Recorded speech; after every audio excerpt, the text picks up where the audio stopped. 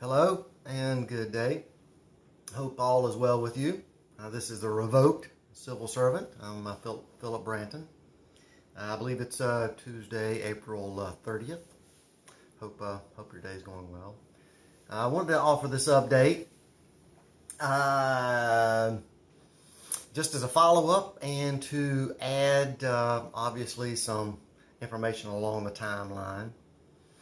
Of course, I've had some direct feedback on my previous update concerning the associate voice survey here with Publix. Oh, well, the first one was, hey Chris, you big dummy. Publix is privately owned, private stock.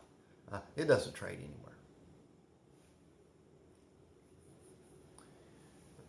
Well, obviously, so that's a good point. You're right. I said, but you may want to do a little bit further reading.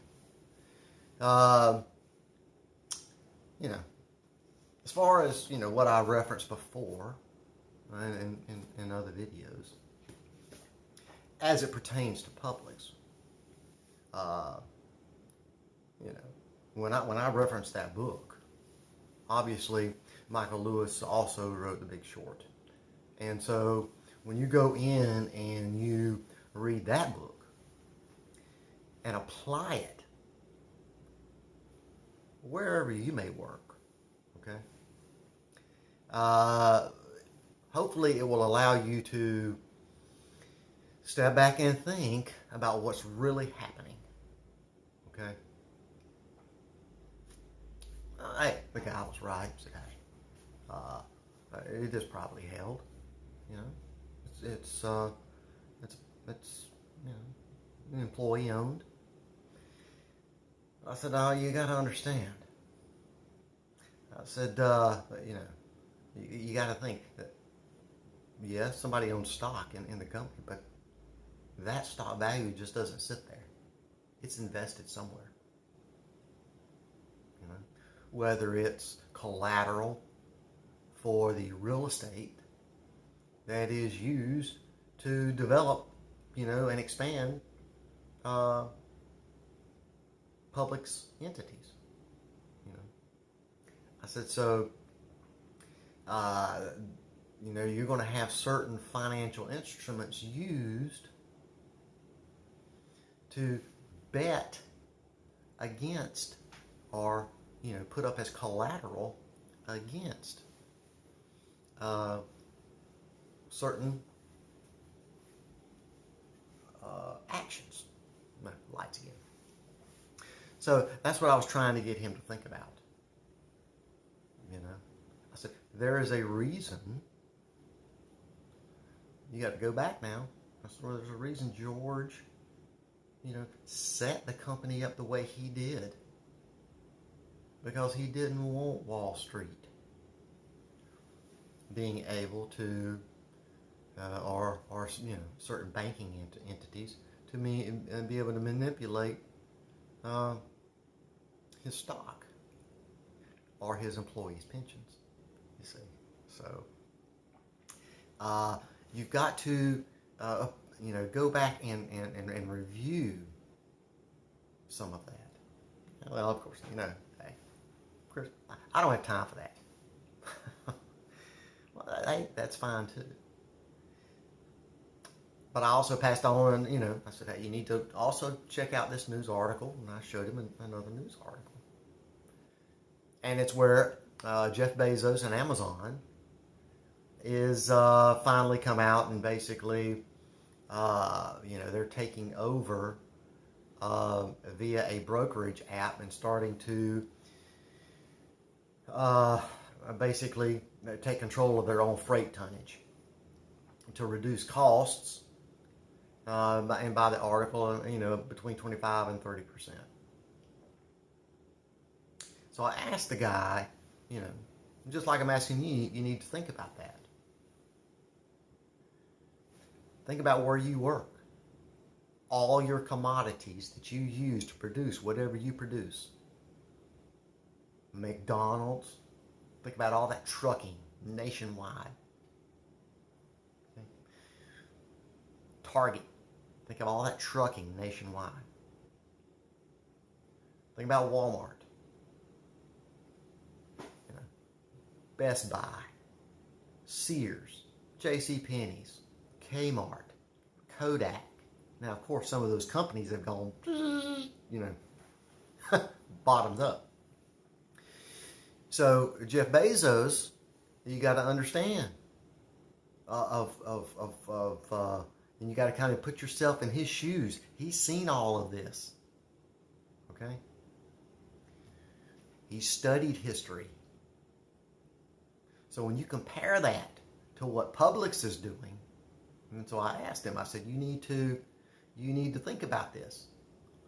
And so of course, that's one of the reasons I made the video that I did previously, because of what it allows associates to actually document going back up through a chain of command. And so to tie this back into Spawar, where I previously worked, the same dynamics are at play. The same dynamics. So I told the guy, I also told my immediate manager,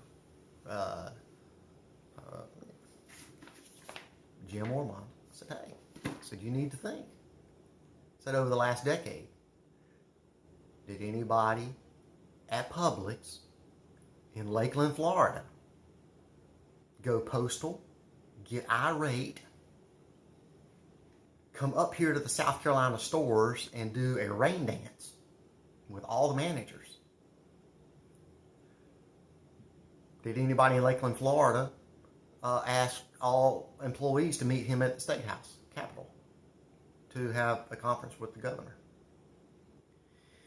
Because 10 rate increases impacts the public's bottom line and that pension return. Those 10 rate increases. Not only that, those 10 rate increases affect the discretionary income that people have to buy, that customers have to use to buy products at Publix. So I told him, I said, did anybody in Lakeland go nuts after the 3rd rate increase, or the 4th rate increase, or the 5th rate increase? So this is what Spawar has been seeing basically out of my documentation, or the NSA, or the State Department, you know, SLED, okay? Because basically, especially people that are here in South Carolina,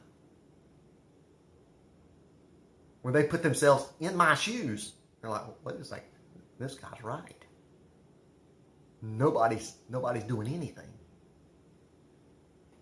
Okay? So I wanted to offer this update. I want to provide the link to the article discussing. And so when you think about the timing and the timing of this and why I decided to make the previous video, those applications and those digital programs have been ongoing 20 years now. And once you know that, you can see it coming a mile away. And the reverberative effects, okay?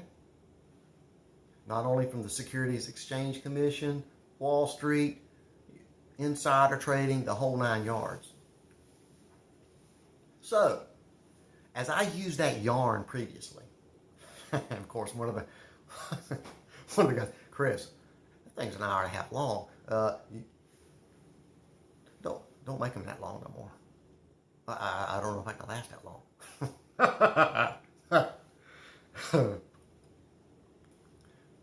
And he's right, especially when it comes to mass broadcasting, mass media. People, there are reasons, you know, shows are only 30 minutes or an hour long on TV. There's certain reasons movies, when you go to them, they're no longer than what they are. To take it another step, think about the pushback Queen had when they wanted to publish Bohemian Rhapsody. And it's depicted in the movie. And how they had to use leverage to even get airplay and go back around the studio boss and go directly to the DJ and say, man, this song is great. It's going to be a hit, and you need to play this song. You know, hey, you'll be the only DJ. You're the very first one. You know. So when that is depicted in that movie, there's a reason. Okay.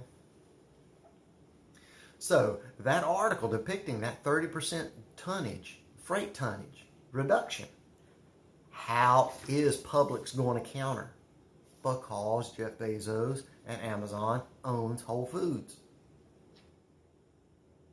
Okay. So I'm going to keep it right there for right now. What are we at? Roughly 11 minutes. Okay. Something for you to consider and something for you to think about. Like I said, I mentioned this to my boss, Jim Ormond, for him to think about. So once you mention that, because I told him, I said, you got to think about Amazon, what they know. You got to think about Amazon, the Chief Information Officer. Okay? You got to strategically think, Jim. Here I am. When I'm calling him Jim, I'm thinking I'm like, captain of, Star Trek. I'm Captain Picard, and he's Jim, the doctor. Nice guy, smart. He's going to give it a lot of thought.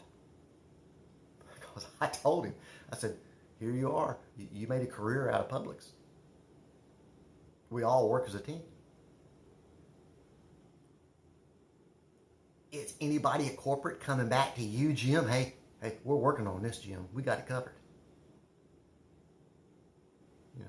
What does he think when somebody like me just been there 6 months and I'm telling him something like this? But people in corporate aren't. So there's an information gap. That's what I understand about compartmentalized information. But see, the rules and the game has changed. Okay. So that's what I wanted to leave you with today as an update. I'll provide that link to the article for you to use it in wherever you work. Whether you're a teacher, we're getting ready to have teachers March, May 1st, tomorrow, I guess, maybe day after tomorrow, in Columbia. Yes, they deserve better pay. They do for what they put up with. Better security, too.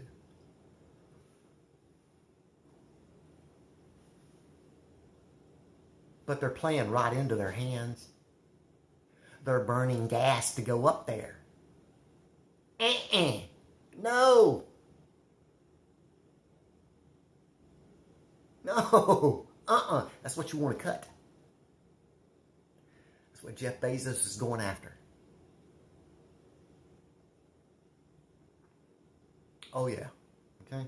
So, this is what I wanted to leave you as an update today to think about. Hey, leave comments. You may not want to leave comments about what I've said, but as far as leaving comments of what you read in the article, because it is actually on a deceptive scale of 1 to 10, it's about a 6.5 or 7. Okay? So when you read the article, all right, great information. Okay, what's it not telling me? If I'm Jeff Bezos, why now? Okay, especially if you're an employee, if you shop at Publix or you're a Publix employee, or you're in any type of grocery or food commodity business, restaurants, all of that. Because what I told Jim, what I'm alluding to right now, it's the data. Oh, yeah. Jeff Bezos, he's not slashing costs by 30% just to break even. No, sir. He's making money on that data on the backside. Okay? So once you're a chief if you anything in networking, anything about data, you realize that wham, right off the bat. Because basically what he's doing, he's going to use his historical shipping data. Then he's going to buy into it. And then he's going to say, all right, there's the delta. Basically, how was I getting screwed this whole time? Okay? Where's that sweet spot? And then he's going to use that to strategically go after other entities. Just like he has done his whole life. Okay? For the good, for the most part. He's trying to get things more efficient. The same with Elon Musk. There's give and take, good and bad. 16 minutes. So, hope you have a great day. Like I say, Tuesday, April 30th. Leave a comment. I'll provide this article in the description for you to link to. Love to hear your thoughts. Have a great day. I'm Philip Branton with the Revoked Civil Servant. And we'll see you with the next update. Have a great day.